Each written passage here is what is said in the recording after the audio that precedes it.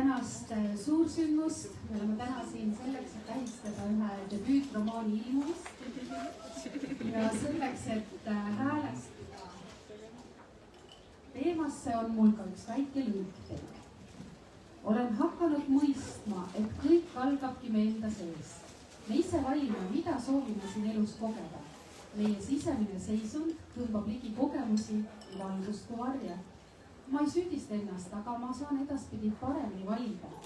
Kui ma otsustan teadlikult, et mu elu on täidetud rõõmu, külluse ja naudinguga, siis võib-olla ei tõmba enam ka raskusi ligi ja kutsun oma ellu ainult toredaid asju. Andra hingab sügavalt välja ja naeratab. Ma olen täiega pool. Rõõm, küllus ja nauding. Jah, just seda ma tahan. Otsustan endamisi ja lasen siis sel mõttel minna. Nagu telliks restoranist pitsat, salatit ja leiba.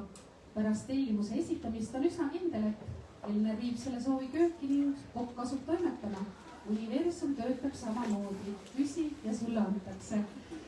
Ja täna me oleme siin selle tõttu, et inimene küsis ja talle anti ja sündis esimene raamat, debüütromaan Tuuliki Kasanen. Ma valin armastuse.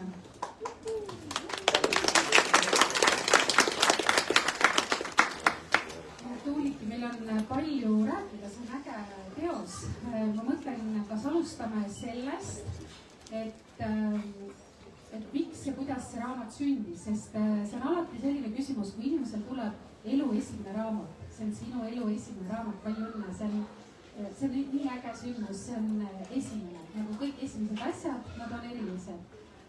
Tahan teada, kuidas sa ennast tunned, sa saad hoida oma loomingulist lapsukest reaalselt paberil käes ja räägi natukene selle raamatu sündimise loost. Kõigepealt on öelda vau, nagu nii palju inimesed super, et näed, kas mul mikrofon töötab? Kas te kuulete hästi? Kuidagi heli on millal, kui mikrofonist te kuulete või Liisa kuulete? Võiks kõvemini olla. Jah, sa pead otsast ikka kõvasti sisse räägima. Tehnika, äkki saate natuke volüümi peale keerata? Meil on tehnika. Küsija sul on. Ma ei saa enne rääkida, kui ma näen, et kõik inimesed ei saa mugavad olla, et siin on veel kohti, kes püsti seisab, et äkki tahate lapsevanemad, ma saan aru, et nemad peavadki seisma, aga näiteks siin ees on kohe 3-4 kohta, ma näen, tulge istuge, teil oleks sama mugav kui mul siin, ilmselgelt oleks siin väga mugav selle rambivalguse käes. Nii, oota, mis see küsimus oli, et kuidas see raamat tuli? Jaa. No ütleme nii, et tagantjärgi mõeldes oleks pidanud juba ammu elu märke tähele panema, aga no ei pane, eks ju. Et mul on seal raamatu lõpus kirjutatud ka, kuidas elu on ikka niimoodi lüginud ka varasemalt, et hakka kirjutama, et ka ei saanud kohe aru. Aga mulle täna tuli just meelde üks seik, kuidas ma läksin magistratuuri 20 aastat tagasi ja kandideerisin 2 erialale. Üks oli toimetaja ja teine oli kommunikatsioon. Ja siis seal toimetamise erialale ma jäin viimasele kohale. Sellepärast, et ma töötasin tollal BNS-is ja kujutage ette, ma lähen eksamile ja ma saan teksti toimetada, mis on mu enda kirjutatud, minu enda uudis. Ma mõtlesin, et ohoh, et kuidas see võimalik on. Ja fun fact, selle oli Anvar Samost juba toimetanud, aga see ei olnud ikkagi piisavalt hea, et see anti nagu kehva tekstina siis toimetamiseks. Ja siis seal kommunikatsioonis oli tollal 3 eelarvelist kohta ja mina siis üks neist olin, kes siis sisse valiti. Et ühe nagu võistluses jäin endale viimaseks. Väga vajalik amet, aga ilmselgelt mul oli rohkem seda kommunikatsiooni vaja õppida. Et eks kommunikatsioon on ka ju, ta on suures osas tekstiloome ja sõnade seadmine, sõnade valimine, mis sõnum sa sinna teksti siis paned. Et lihtsalt täna tuli meelde see intsident. Aga jah, ütleme siis nii, et ma neid sõnumeid tegelikult väga ei kuulanud, et tegin teistsugust tööd, mis mulle väga-väga meeldis. Aga siis mingil hetkel hakkasid sellised nagu tugevamad nõksud tulema, et kuule, et ja võib-olla seda ka siis ikkagi nagu ei kuulanud, aga me käisime ühel reisil ja sellel reisil oli selline eripära, et seal oli 2 asja, mis mulle väga meeldisid. Üks oli see, et see oli loomade vaatamine safaril, et mulle väga meeldib selline aeglane reisimine ja jälgida loomi. Ja siis ja õhtuti oli seal massaaž, et praktiliselt kogu see nädal siis, või kaua me seal olimegi, koosnes sellest, et vaatasime loomi ja õhtul lasime ennast masseerida. Ja miks see nagu oluline on, et ma ei tea, kus meestega, aga naistega on see, et kui sa lõdvestud, kui sa lõpuks nagu saad nagu lihtsalt nagu, ma ei pea mitte midagi tegema, ma lihtsalt lõdvestun. Et see on täpselt see koht, kus nagu ägedad asjad saavad hakata juhtuma ja minu puhul siis juhtuski, et ühe sellise massaaži ajal mul lihtsalt hakkas mingi film jooksma silme ees ja ma ei olnud seda filmi näinud, eks ju. Mul läks natuke aega, enne kui ma aru sain, et see on mu enda film. Ja siis pärast seda massaaži ma jagasin veel oma elukaaslasega, et selline film mul pähe tuli. Ma panin nagu mingid märkmed kirja, aga ma ikkagi nagu midagi veel ei teinud. Ja järgmine suvi siis käisin ühel tantsumeditatsioonil ja seal tantsumeditatsioon on muide kõige parem asi, kõikidele ei meeldi mediteerida, sest seal ei pea paigal istuma, võid silmad kinni panna, aga ei pea. Et mul just siis nagu ma tunnen, et ma nagu päriselt mediteerin, sest meditatsioon ei ole see asi, mida nagu, mis see teeme nüüd, see lihtsalt juhtub, kui ta juhtub. No juhtus. Ja siis mul hakkasid mingid nagu paperstikkerid ja sellised nagu pealkirjad nagu lihtsalt selle meditatsiooni ajal tulema ja siis ma mõtlesin ka jälle jagasin elukaaslasega huvitav, et ma peaks hakkama mingid teesäppe tootma, kus on need asjad ette kirjutatud, aga tegelikult need olid siis need raamatu pealkirjad. Et panin need ka kirja ja siis veel mõned kuud edasi kerides siis juhtus selline asi, et mul käis 2 korda kiirabi kodus ja minu vastuvaidlemist enam mingil hetkel ei kuulatud, et öeldi, et ma olen tööres läbi põlenud. Ja siis ma küll tööres ütlesin, et ma võtan veel 2 nädalat, et ma teen veel paar üritust ära ja siis lähen haiguslehele, aga no jah, see oli suhteliselt ikkagi, ma ei tea, kuidas seda kutsuda nagu overkill jah, et haiguslehele ei saa jääda nagu planeerides, et ma proovisin, ei saa. Aga mis siis juhtus, et esimesed paar kuud värvisin lihtsalt värviraamatuid, tulin nagu välja kogu sellest välisest elust ja keskkonnast, mis mind nagu kuidagi enam ei toitnud ja siis mingil hetkel istusin maha ja lihtsalt hakkasin kirjutama ja 2 kuud hiljem oli see raamat nagu selles mõttes nagu valmis, et ta oli kõik peatükid olid nagu olemas, et see lihtsalt nagu pidi minust välja tulema ja ma tagantjärgi olen aru saanud, et kui sul on nagu, eestlased ütlevad, kui vaim tuleb peale, et kui vaim tuleb peale ja sa sellele nagu järgi ei anna, siis ta ikkagi hakkab väga kiusama ja näbistama ja noh, et see loom tuleb välja lasta. jah, öeldakse, et universum toimib müstilisel moel, et sel hetkel, kui sul käib kiirabi, siis on kindlasti väga halb ja õudne ja hirmutav olla ja järgmisel hetkel vaatad näiteks aasta või 2 ajast tagasi oma tagantjärgi tarkusega näed, et oi näed, kui hästi asjalood kokku langesid, et see mingiteks olulisteks elumuutusteks, aga mis minu jaoks oli väga huvitav ja üllatav oli see, et sinu raamatu algversioon, esimene versioon oli ingliskeelne. I choose love. Et sa oled ju eestlane ja eesti keel on emakeel, eks ju, et see on meie kõige loomulikum väljendusviis tavaliselt. Et miks sa kirjutasid esimese versiooni inglise keeles? Kuidas see tuli nii? Kas looja puhus oma flööti inglise keeles? Ma ei tea, jah, ma ise ka mõtlen, kus see julgust nagu selles mõttes tuli, aga vaata, on üks ütlus, et mine sinna tuppa, kus sa tahad olla, mine nende inimeste juurde, kus sa tahad olla, eks ju. Et see oli nagu üks siuke tunne, et aga kus ma tahaks ja kellele ma siis tahaks nagu rääkida seda lugu. Et siis esimene vastus oli kohe kõigile üle maailma. Ja siis sealt kuidagi see ingliskeelne mõte nagu üldse tuli. Aga siis ma sain ka aru, et kirjutamine on selles mõttes nagu tänamatu töö, et sul ei ole seda bossi, kes iga hommik nagu ütleks, mida peab tegema, et see nõuab nagu väga sellist distsipliini või nagu pühendumist, et siis ma mõtlesin, et ma pean ise endale nagu mingi motivaatori panema. Ja siis parasjagu oli just üks rahvusvaheline konkurss käsikirjadele ja siis ma mõtlesin, et okei, davai, onju, et ma saadan oma selle käsikirja sinna. Ja no see oligi täpselt 2 kuu pärast. täpselt 2 kuu pärast see raamat valmis sai, eks, et see oli sellega seotud. Et siis jah, esimene tuli inglise keeles, ma kahjuks ei võitnud seda konkurssi, aga mul ei olnud sellest üldse nagu kurb meel selle üle, sellepärast et raamat ma sain ju kirjutatud, ma tundsin, ma sain suurema võidu, kui see peavõit seal oleks olnud. Et jah, ja siis ma jätsin ta paariks kuuks seisma. Sest konkurss sai läbi, eks ju, ja ei tegelenud sellega, aga mul oli kuidagi kripedas kogu aeg, et ma ei olnud selle lõpuga rahul, mis selles esimeses versioonis oli. Ja siis ma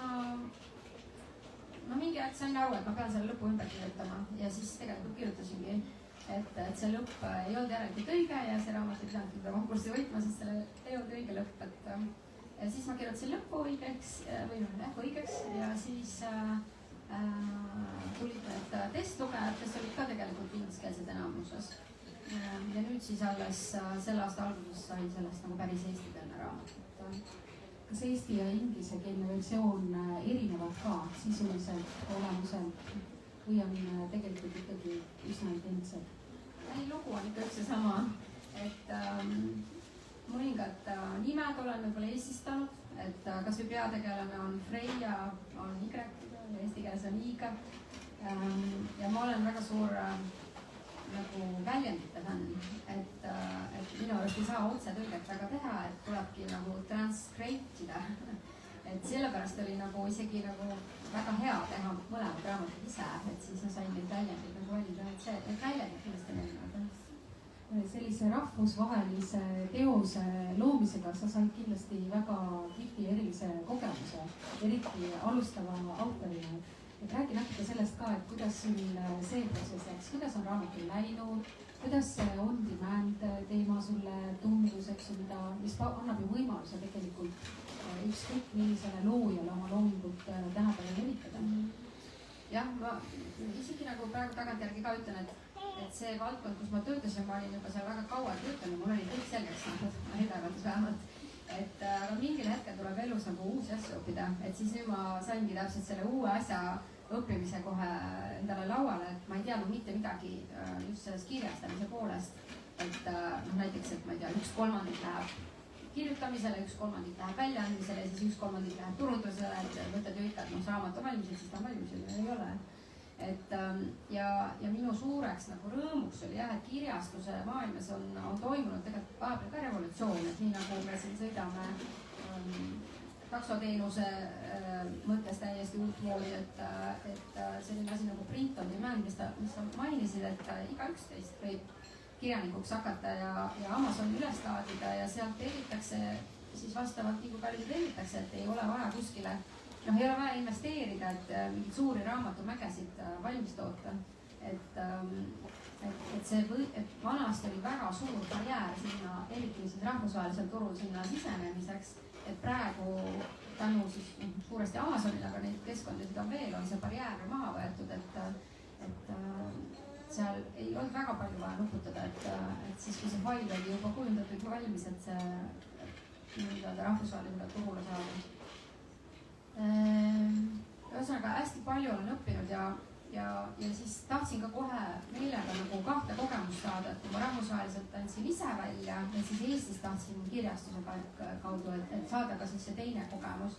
Ja ma ei ole üldse tuntud inimene, et selles mõttes nagu kirjastuste ustele koputamine minek on ka omaette nagu ettevõtmine, et ma olen väga tänulik Heliosele, kes mind nagu kohe niimoodi avalik ja süli vastu võttis, sest ma saan aru, et selleks, et see raamat nüüd peab see inimene mingisse skandaali sattuma või olema kuidagi muud moodi tuttav või tuntud, et ja minu puhul seda ei ole, ma ei ole veel ühegi skandaaliga olles ajakirjandusel baseerub 4 S-il seks, surm, staarid ja skandaalid.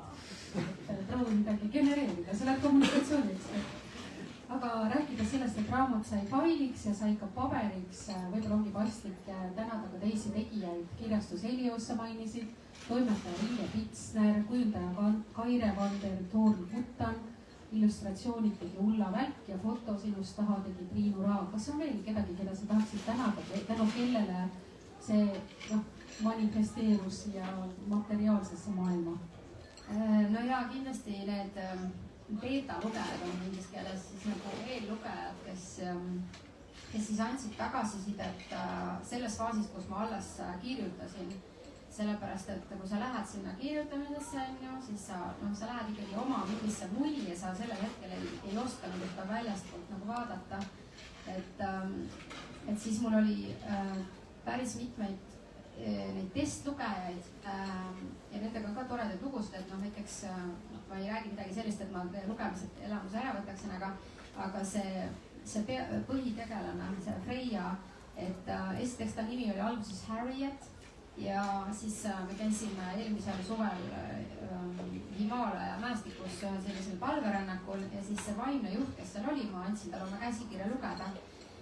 Ma Nanda Sarita siin osad kindlasti tunnevad ja Sarita luges selle 3 päevaga läbi ja ütles, tead, see Harriet on selline, rahvusvaheliselt see nimi on sellise raamatukogu hoidja ja siis see vanatüdruku nagu maitsega, õnnaga ja ütles, et ära jäta seda nime, et sul on nii tugev nagu peategelane, et võta talle parem nime ja soovitas Sofit. No, ja see on ka tore nimi muidugi, aga minuga see nimi kuidagi üldse ei resoneerunud, aga ma sain tema selle mõtte sealt kätte, et see lõunamaade jumalanna, et kui leiduks nagu Põhjamaade selline jumalanna ja siis ma natuke sorasin ja leidsingi, et Freya ongi mütoloogiast nagu Põhjamaade samaväärne vaste, et siis see näiteks tänu sellele konkreetsele testlugejale siis see nimi muutus ja päris üks võib-olla natuke siuke sensitiivse teema on see, et see raamat hakkab väga tugeva lähisuhtevägivalla teemaga ja selle kirjutamiseks ma olen konsulteerinud väga paljude naistega, kes on seda kogenud ja siis see raamat oli testlugemisel paari naisega, kes ei ole, kes on võib-olla hoopis nagu teistsugust elu elanud õnneks ja on ka veel feministid, siis nende esimene küsimus oli, et aga miks see naine nagu minema ei lähe? Miks ta kohe pärast esimest peatükki nagu minema ja ongi raamat läbi, lugu läbi onju. Ja siis ma sain aru, et ma ei saa, et ma pean teksti muutma, et seda naist, seda peategelast mõistetaks ka siis, kui sa ise midagi sellist kogenud ei ole. Ja siis ma väga paljudes kohtades kirjutasin nagu sisse, miks see naine siis ei läinud ära. Nüüd saate lugeda, miks ta ei läinud. Kui te loete, siis paljudel teist võib tekkida küsimus, mulgi tekkis see küsimus, millest tahaks teada, et kas see raamat on sinu lugu, kas Freya lugu on Tuuliki lugu, et kas on selline autobiograafiline romaan? Ei ole. Kuidas see Kristiina Herodes, ma käisin tema podcastis, ütles, et see on kirjanduslik kokteil siis tõsielu ja väljamõeldisest, et täpselt nii ongi, et ma olen kuidagi avatud silmil käinud ringi päris pikka aega ja kindlasti mõni inimene võib tunda sellest raamatust ennast ära tänu sellele, aga mitte midagi ei ole üks-ühele sellisena juhtunud, et ta ongi ikkagi kirjanduslik kokteil. See raamat on ühe naise Freya, kes on muide, Freya on viikingite viljakuse jumalanna. Selles mõttes väga kihvt valik meile siia Põhjalasse ja üldse maailma nimena, et selline värske ja väekas. Freya teekond, eneseleidmise teekond, transformatsiooni teekond, et kui sa kirjutasid seda, näiteks millised sinu sellised sisemised protsessid olid, kui sa ütled, et see loomeperiood oli päris nagu lühike, intensiivne, et sa ei kirjutanud 10 aastat seda, vaid ikkagi nagu väga kontsentreeritud, et kas selline peategelase kangelanna transformatsioon on ka nagu kuidagi sünkroonis sinu enda, sest mu elu transformeerumisega, sest see toimus ju peale ühe peatüki lõppu ja uue peatüki alguses. See on väga huvitav see sõna transformatsioon praegu kasutad, sellepärast et ma täna hommikul guugeldasin, et kas on selline eraldi žanr olemas, nagu minu raamat on, sest ta on ühelt poolt romaan ja seda võib lugeda väga kergelt, täpselt nii nagu romaan on. Aga sinna nagu ridade vahele ma olen peitnud väga palju neid oma eluõppetunde või mingid taipamisi, mis mulle on nagu tulnud. Ja kui see käivitab kellegi transformatsiooni ehk siis muutuse elus, et siis see on võib-olla selline suurem missioon, mis mul selle raamatuga tegelikult on. aga seal noh, ma arvan, et iga lugeja nagu ikka, eks, et ta võtab sealt täpselt nii palju, kui siis talle on, kui ta parasjagu noh, on valmis vastu võtma või soovib, eks, et aga ei, kindlasti minu elu ju see raamat täiesti muutis, et selle kirjutamise perioodi ajal ma tulin oma väga pikast karjäärist ära. Ma läksin ülikooli mikrokraadi tegema, kus oli üks õppeaine sotsiaalne identiteet ja ehk siis ma hakkasin tegema oma identiteedi muutumisega tööd samal ajal, kui see kõik toimus, et see tundus mulle nii süüra situatsioon, aga ma mõtlesingi, et seal ülikoolis ma ei tunne mitte kedagi ja ma pidin järsku ennast tutvustama sotsiaalse identiteedi loengus ja siis ma ütlesingi, et tere, ma olen Tuulik ja ma olen kirjanik. ja see endal oli ka imelik, mis mõtled, et ma ju ei ole kirjanik, aga ma olin raamatu ju valmis kirjutanud, et see identiteeditöö terve selle perioodi jooksul on olnud väga intensiivne küll, jah. aga kes olid sa enne ja kes oled sa täna? Väike selline identiteedi transformatsiooni ülevaade. väga hea küsimus. Juba lihtne oleks vastata, et enne ma ei olnud kirjanik ja nüüd ma olen. aga ma pigem võib-olla tahaks öelda nii, et ma olen aru saanud, et kui sul sees on midagi, mida sa tahad teistega jagada, et siis enne ma tegin seda nii, et ma käisin targutasin oma sõprade juures ja oma pere ja eriti laste peal. Ilgelt targutasin, siis nüüd pärast seda transformatsiooni ma enam seda ei tee, sest ma saan aru, et ma ei saa oma tõde peale suruda kellegile. Et see on nüüd raamatus, palun, kes on huvitatud, saab lugeda, aga jah, et see muutus, et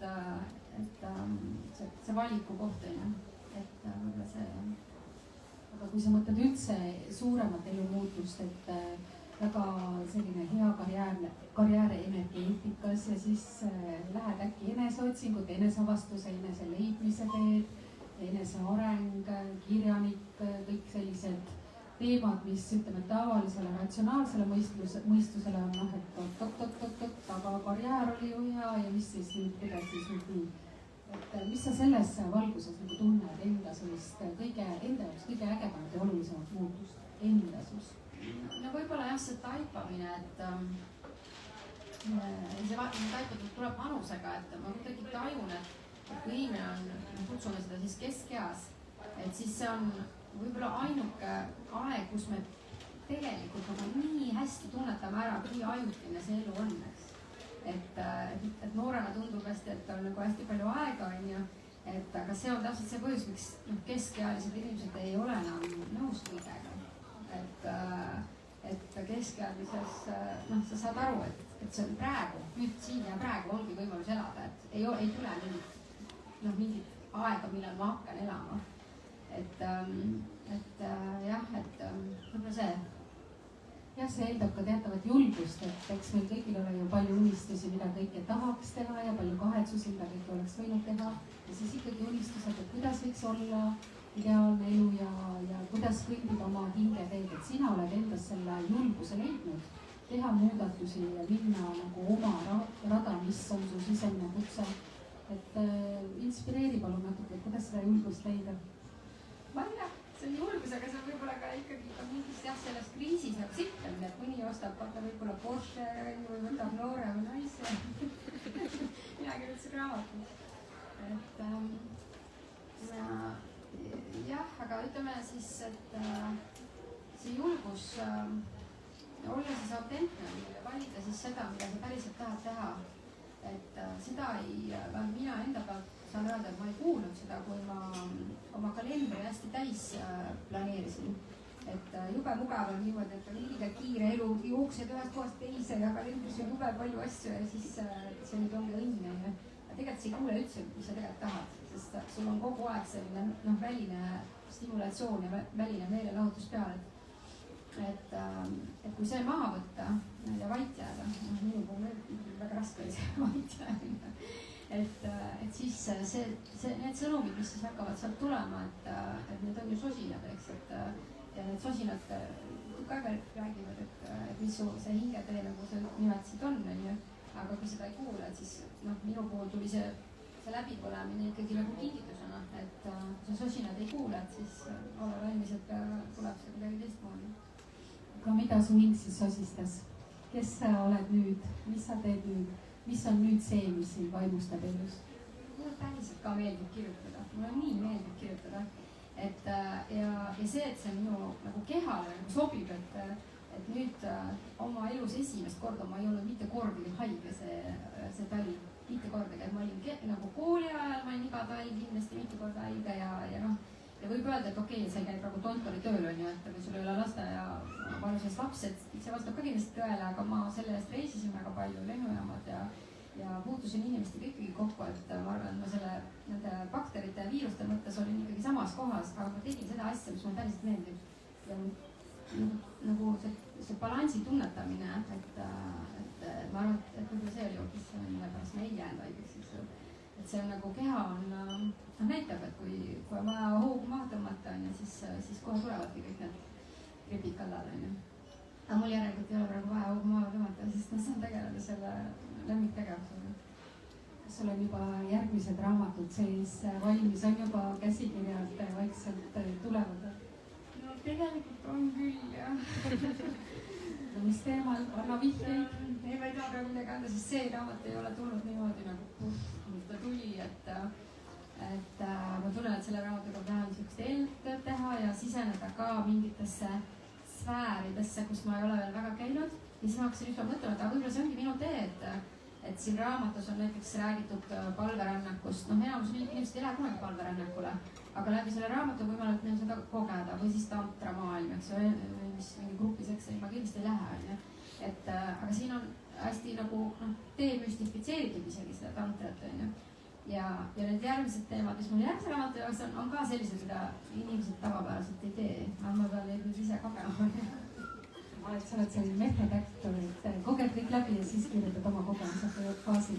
See annab vihjeid raamatu sisu kohta, kui ma küsisin enne, kelle lugu see on. Aga selles raamatus suur selline oluline roll on seksuaalsuse teemal, et see on väga huvitavalt ja kihvtilt sul siin lahti võetud ja jutustatud. Ja kui me mõtleme meie tänase ühiskonna peale, infoühiskonna peale, kus kõik on kättesaadav ja kus pendel võngub ühest otsast teise väga jõuliselt, ühes otsas on porno, teises otsas on tantra ja seal vahel on nagu inimesed, kes üritavad kuidagi aru saada, et kus see inimeseks olemise nii-öelda seksuaalne pool on, et kuidas sa ise seksuaalsust tänases maailmas mõtestaksid sellisel teadlikul ja elutervel moel?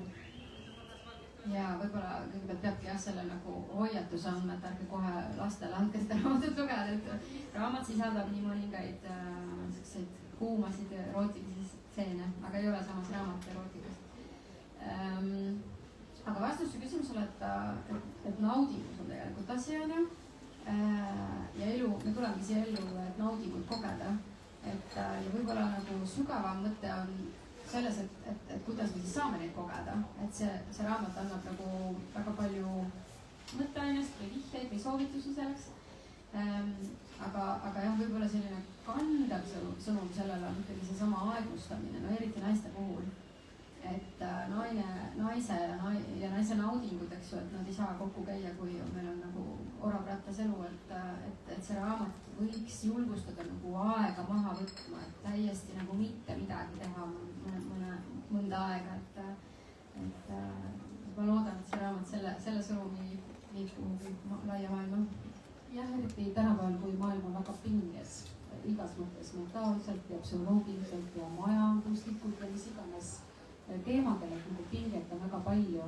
Et selles mõttes on väga huvitav, et kui loete, et kuidas teil siis lugedes lõdvestumine ja sellest nagu naudingu teema käsitlemine enda jaoks õnnestub. Et kui sa mõtled selle peal, mis nõu sa annad inimestele, kes mõtlevad, et okei, kuidas ma siis nüüd lähen edasi selle naudingute teemaga, et lähen tantralaagrisse või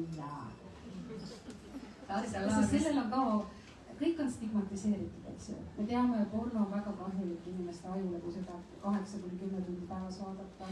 Tantra on ka kuidagi, kui lääne, või tähendab, kui mingi ida vaimse targalt tuleks ja vaataks, mis lääne inimesed tantraga on teinud, nagu oleks pead kinni.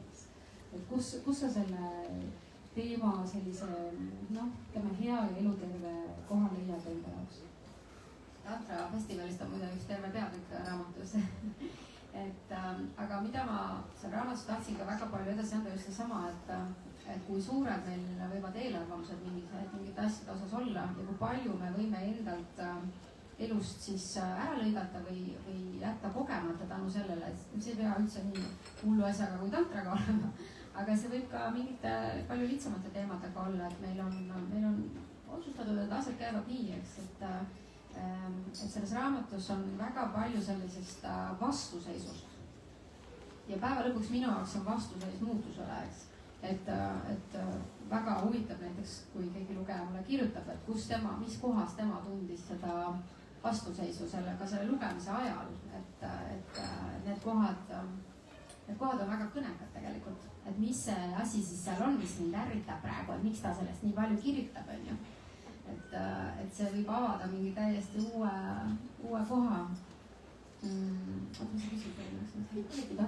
Kuidas sina seda vastuseis, et ütleme nii, et ma tahaks öelda, et kui me tunneme vastuseisu millelegi, ja kohe ilgelt nagu trigerdab, et siis seal on hästi põnev lugu taga. Et nüüd on variant see nagu ära pakkida, kuskile riiulile panna, aga teine variant on sinna sisse või taha vaadata. Nii huvitav kuulda, kuidas sa sellest räägid ja kuidas sa nagu analüüsid seda, et see näitab, et sa samal ajal, kui sa tegeled mingite teemadega, siis kogu aeg vaatad endasse, selline teadlik pilt endasse. Et ega väga tihti inimene seda teha ei taha, sest meil sisaldub kõike ja seal on nagu nii palju ebamugavaid asju ka. Et kuidas sa nende nagu ebamugavad või näiteks lugeja loeb, on, et tal on pinge nagu vastuseis, mis sa ütlesid, et mis sa soovitad oma kogemusest, kuidas siis need teemad käia läbi niimoodi, et nagu endas kuidagi teadlikkust suurendada? Tahaks just öelda, et see märksõna on teadlikkusega võtsid ise. Et mu raamatus on hästi palju sellist sõna nagu teadlik või teadlikuks olemine. Ja see on nagu võti täiesti teistsugusele elule. Ja siis võib küsida, et mis see teadlikuks olemine siis tähendab. See tähendabki seda, et ma ei tee asju lihtsalt autopiloodilt, nii nagu minu vanemad on teinud või nii nagu ma ise ka olen harjunud tegema, vaid ma mõtestan nagu läbi selles.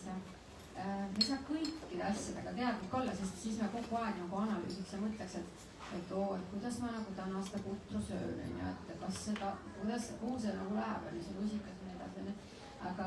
Aga need kohad, mis meid nagu elus võib-olla kõige rohkem häirivad või ka mis on kõige olulisemad, et need on täpselt selle kohad, kus mõtlen nagu ikkagi selle iga otsuse läbi, onju. Et kas see vastab minu suurematele väärtushinnangutele, kas see vastab minu eesmärkidele, kas ma päriselt tahan valida seda. Ja siis võib selguda, et sa teed hoopis teistsuguseid valikuid, et ma ei tea, valid teistmoodi reisida, valid teistmoodi pidutseda, valid teistmoodi toituda, valid teistmoodi riideid kanda. Et see on päris huvitav teekond. See muidugi, mis ma ise olen kogenud, et mida kaugemale sa selle teekonnaga lähed, seda kuidagi tundlikumaks ka lähed, et siis ei sobigi vast enam mingid toidud ja mingid, mul on praegu näiteks, see on praegu täna erand teie jaoks spetsiaalselt, aga mul on praegu see sünteetiliselt riietab nagu nende hülgamine, vaatan oma garderoobit, mis siin kõik peab siit kaduma nüüd, siis naturaalsetele üleminek, et ilgelt valulik protsess on, sellepärast et ma olen ju harjunud nende riietega, aga vaat enam ei sobi, nagu nahal on kehva tunne. Et see tundlikuks olemine tuleb selle teadlikuks olemisega vist kaasa, aga samas need samad tunded ju meile räägivadki, mis on õige ja mis ei ole. Et see on omavahel nagu seotud. Ja vaat see, kui sa kirjeldasid, et tekib ebamugavustunne, eks ju, paljude teemade, paljude valikute, paljude endasse vaatamiste ka, et tänapäeva inimene on ikkagi mugav, et ei taha nagu mingi ebamugavustega tegeleda, et seda saab ju ära posterdada, et ma lähen natuke scrollin ja siis see on midagi head ja läheb üle. See vist ongi see, et mis on siis see ebamugavus, mis lükkab meie piire, kust võiks just vaadata sinna, mis seal taga on, ja teine on siis see, et see ei ole õige mu jaoks. Ja kuidas seda ära tunda, ma ei tea, äkki ma järgmises raamatus seda tunnen.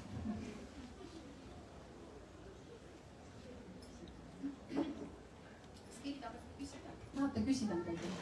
Publiku küsimusega lõps väga tore segment raamatu esitlustel, kus te saate küsida kõike, mida te tahate. Aga kui te olete raamatut lugenud, siis ärge neid spoilereid tehke, et ärge küsige, miks on lõpus juhtus see, siis pole teist huvitav. Käsi püsti, kui on küsimusi? Ei ole. nii, jätkame. Raamatu pealkiri on Ma valisin armastuse, et see ongi tegelikult raamat armastusest väga mitmel tasandil. Räägi palun armastusest, mis on armastus? Seda küsimust ma küll ei julge vastata. Aga ma valin armastuse jah, et ma huviga ootan, kuhu see raamat siin riiulisse läheb, et kas ta läheb sinna nende romantika raamatute osakonda, et seda võib ju mõelda, et see ongi ainult selle oma partneri valik, ma valin armastuse. Aga mida ma seal raamatus tahan nagu edasi anda, on pigem see, et ma valin armastuse võrgu, ma valin enda. Et kui ma valin alati nagu enda, et sellel hetkel ja ka võib-olla laiemas mõttes enda jaoks parimad valikud, siis see tegelikult ongi see keel, kus ma endale ütlen, et ma armastan ennast. Jube palju räägitakse sellest enese väärtustamisest ja siis võib mõelda, et mis see siis on, et lähen ma ikka hommikul peegli ette, ütlen, et ma armastan ennast. Töötab, võib-olla töötab, eks, aga tegelikult me enda väärtust ikkagi endale teeme selgeks läbi valikute. Ja see, näiteks, kes istuvad esireas, et te olete ilmselgelt valinud, et te saaksite endale kõige parema koha. See ongi enda valik. mitte öeldes midagi, kes on ka viimases peas. Tagareas oli aga valinud kõige rahulikum. Jah, et võib-olla sellel hetkel see on kõige olulisem, et olla hetkes nagu muidugi endas. Et esireas ei ole ka lõputut kohti anyway. Aga just, et jah, et meil on alati valik. Ja need mikrovalikud teevad kokku meie elu. Et ei ole nii, et ma nüüd, ma ei tea, siin on, söögiks on pakutud midagi, mis ma tean, et mul ei ole hea, aga mul ei olegi nagu valikut, tegelikult ikkagi on. Et kuidagi nagu julgustada, et valida alati siis ikkagi see parim võime. Kas sa tunned, oled täna jõudnud sellisesse mõnusasse eluterve enesearmastuse, enda väärtustamise, enesekaastunne, endaga sõbraks oleme sellisesse staadiumisse? Kas ma olen valmis nüüd või? Lihtsalt, et üks etapp, kui see on transformatsiooni lugu, et kui inimene töötab üle ja läheb nagu läbipõlemisega kiirabisse, siis see võib-olla ei ole enda valik nagu eluterve enesearmastuse mõttes, ehkki on äge ja töö ja karjäär ja kõik muud väärtused seal juures, pigem selles mõttes. Valmis, väga tore, kes on valmis, palun tõstke käsi. Virgunud meistrid, käsi. Ei, ma ikkagi olen seal teekonnal, et mulle minu eelmine töö väga meeldis ja ma elasin väga suure leina läbi, kui ma sellest loobuma siis pidin või võtsin nagu pausi ja siis selle aja jooksul sain aru, et ma olen hoopis kirjanud. Aga selle kirjutamisega on ka sama asi, et ma lähen selle peale ka põlema. Ja näiteks, kui mul oli see rahvusvaheline launch ja siis ka nüüd, et siis ma ei tahaks, et märgata seda, aga paraku see ikkagi on, et ma vaatan, et mul ikkagi aju kogu aeg nagu rannib neid või jooksutab neid asju, mida oleks vaja teha, kuhu oleks vaja, mis nii edasi, et ma ei tea, kas on natuke nagu sõltuvust aga üleüldse, et kui sul juba see on, et siis sa tegelikult peadki õppima sellega nagu elama elu lõpuni, et võib-olla minul on seesama asi, et ma peangi õppima elu lõpuni, kuidas oma seda ületõmbamist nagu vältida. Ja siis jällegi tuletagi omale need teadlikke valikud meelde. Aga võib-olla on ka see, et see on sinu ekspertiis, mida sa oled aastakümneid teinud ja see tulebki loomulikult, et lihtsalt kõige võti on õige doseerimine. Aga armastusest tahan veel rääkida, sest see raamat on, ma ei räägi ära, aga ütleme, siin on kontrastid, nagu suhete kontrastid väga hästi välja toodud, et ma ise lugesin, mõtlesin, et on suhteid, milliseid ei tahaks ja siis on suhteid, milliseid tahaks, et milline sinu jaoks on sellise hea lähisuhte, õnneliku ja teadliku lähisuhte olem, mis seal on kõige olulisem? See on hea küsimus. Sellest teadlikkusest me kindlasti rääksime, aga siis kõlab ka juba trafaretselt on ju, et aga vabadus ja see on ka selline asi siis, et mida see siis tähendab, et me kõik ju oleme vabad, eks, et aga vabadus valida nagu teineteist uuesti ja uuesti iga päev, et et see päriselus võib ka tähendada hoopis selliseid ootamatuid valikuid. aga jah, et vabadus siis, mis mingi sõna võiks veel ütlema. Vabadus ja teadlikkus võib-olla siis selle armastuse juurde, siuke kolmik, power trio. seksuaalsust ei maini. aga see on võib-olla vabadus. ma mõtlesin suhted võib-olla laiemalt. ma mõtlesin lähisuhe ikka partneriga, aga suhted laiemalt ka väga hea, ma arvan, sobib tõesti kõikidele inimsuhetele. kas sul on ka 2 tütart, kas nemad on lugenud raamatut, mis nende tagasiside on?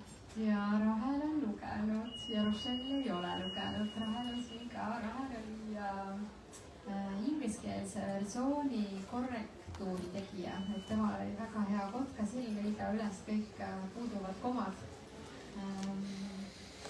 mis enda tagasiside. Raheli tagasiside oli, et tema vanuses võib-olla see raamat ei ole kõige, kuidas öelda, sobivam. et ta on pigem jah sellisele nagu küpsemale inimesele mõeldud. aga mul oli väga nagu hästi südantsoojendav oli nagu see koostöö oma tütrega, et ta luges mu raamatut ja ta oli tema nimi on ka ingliskeelses raamatus kirjas, et see oli nagu väga äge.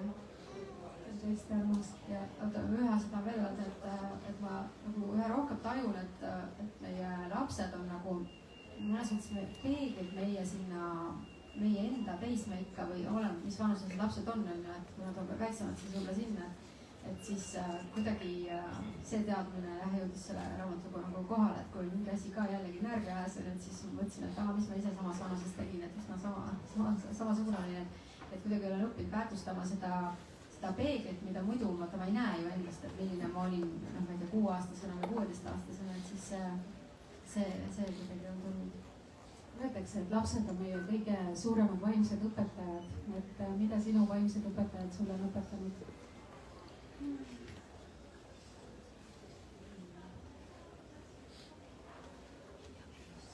see on kõige keerulisem, sest see mõistab.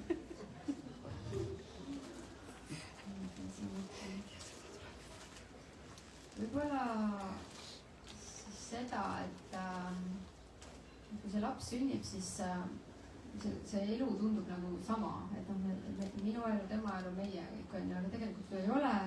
et mis hetkel on siis see, kus ma nagu lasen lahti, eks ju.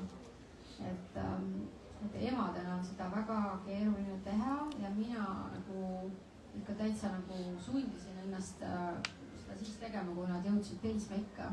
et nii paganama raske on vaadata, kuidas su laps teeb kohe mingi vea ja siis sa ei sekku.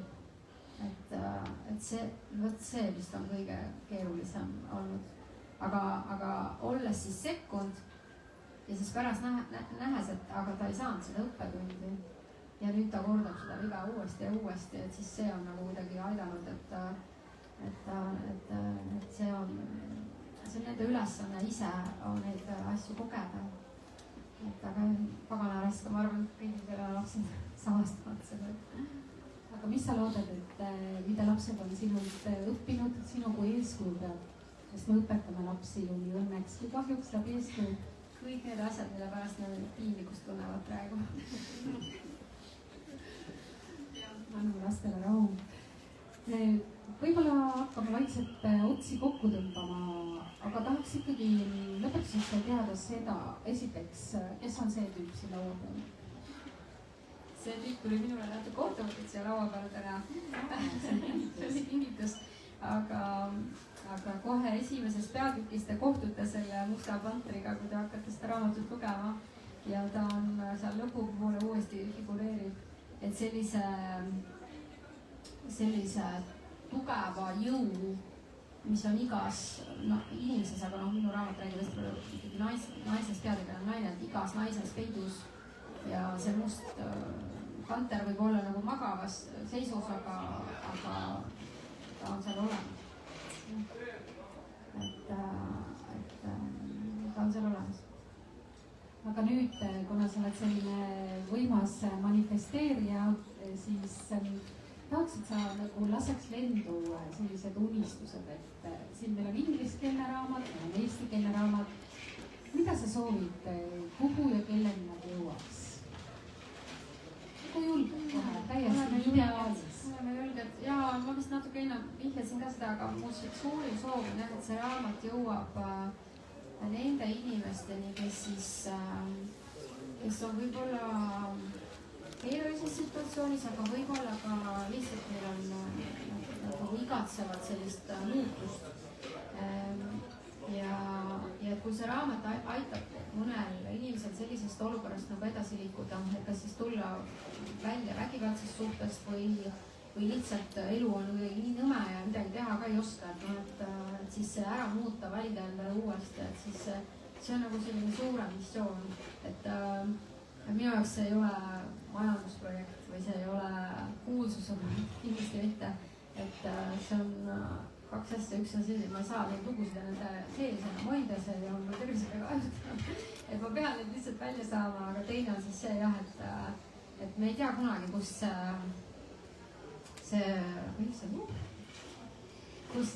abikäsi võib tulla. väga ilus, julgus muutuda ja julgus valida ennast. et ma arvan, selliseid inimesi võiks olla päris palju, kelleni see võiks jõuda. kas on midagi, mida ma ei taibanud küsida, aga mida sa tahaksid öelda, mis on sulle oluline seoses selle raamatuga, selle kirjutamise protsessiga, selle uue teose tegelase sünniga siia maailma? no oma lähedasi kindlasti tänada, et sest kui minu elus oli sihuke, ma rääkisin teile selle läbipõlemisega, sellel hetkel oli veel igast asju, mis juhtus, et ma olin ikkagi täielikus kaoses omadega, et siis need lähedased ja see pere ja sõbrad, kes mu ümber olid, ja mu elukaaslane, et see hindamatu tugi ja ma tegelikult tunnen täna ka siin, et minu elukutse on tegelikult ju kommunikatsiooniekspert, aga kui veel niši vaadata, siis just kogukondade kaasaja. et see on, mis mind sütitab ja mis mulle meeldib, ma kogu aeg orgun mingeid asju, ühel sõbral ma näen, et on, teisel on vaja, eks, et see on mul veres ja ma arvan, et ma väga sisemiselt ka olen igatsenud kogukonna tuge ja ma väga tänan tulla. aitäh. aitäh, kas on kogukonnal küsimusi? kui ei ole, siis hakkame tõmbama jutuotsi kokku, sest et ma arvan, te kõik tahate kindlasti ise autoriga suhelda, autogramme küsida, pilti teha, raamatuid saate siit Virnast. täna on raamatud soodsamad, võite küsida enne autogrammi, pärast maksta kassasse. ja Tuuliki, selleks, et sinu raamatus saaks ikkagi bestseller, on meil ka väike selline lõpurituaal, räägi natukene bestsellerist. ja meil on väike üllatus teile, et see idee tuli tegelikult kujundajalt, et ma ütlesin kuidagi jutu sees, et nüüd on see raamat valmis, see on nii ilus, et see näeb nagu nii hea välja, et nüüd on vaja ainult, et sellest saaks bestseller. ja siis tema kuidagi rõhutas seda kohta nagu seda seller. ja siis on see, et issand, milline keeltemäng, et eesti keeles ongi bestseller aga kuna jah, minu nagu selline, kuidas öelda, minu maailm, minu filosoofia alus on see, et mis on minu mõtted ja mis on minu tunded ja mis on see, mida ma räägin, see kõik loob minu elu. mul on see alati olnud, see on juba 18-19 aastaselt saadik. ma olen seda kogenud, ma usun sellesse ja ma ka näen, kuidas see loob minu elu. ja ma hästi hoolikalt nagu valin, et missuguseid filme ma vaatan ja milliseid uudiseid ma kuulan, sellepärast et kõik see, mis ma nagu vastu võtan, see kõik loob minu elu. ja siis ma mõtlesin, et aga mis mitte täna siis luua seda bestsellerit ja sellepärast on meil väiksed üllatused teile, et kuskilt nad tulevad, sellised kokteilid, mis ongi bestsellerid. et kus me oma tähelepanu hoiame, seda me loome, et meil on. ja niimoodi need bestsellerid manifesteeruvadki. aitäh teile, hea publik siin saalis, aitäh aitäh kirjastusele Helios ja Rahvaraamatule ja aitäh autorile Tuuliki Kasonile.